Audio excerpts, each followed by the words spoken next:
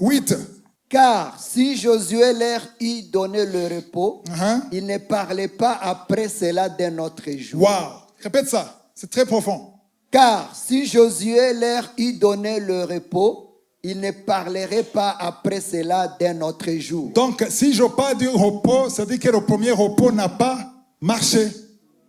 Jésus n'a pas pu faire les affaires faire entrer dans le repos. Alors, c'est pour ça que ça a échoué. Amen. S'il y a la foi et la grâce aujourd'hui, c'est parce que la loi n'a pas marché. Si la loi avait marché, on ne parlait pas de la grâce et Jésus ne serait pas venu pour mourir sur la terre. Jésus est venu parce que le premier plan a échoué. Vous comprenez ça?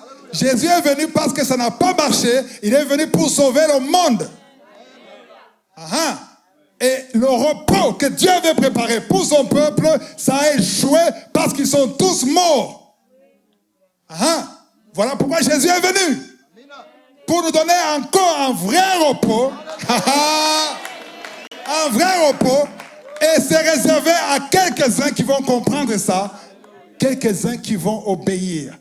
Qui vont entendre la voix et qui ne vont pas entrer sur le cœur.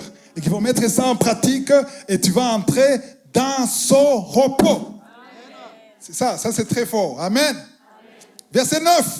Il y a donc un repos de sabbat réservé au peuple de Dieu. Alors maintenant, on parlait d'un repos dans l'Ancien Testament qui n'a pas marché. Et maintenant, au verset 9, on parle d'un autre repos de sabbat qui est réservé au peuple de Dieu.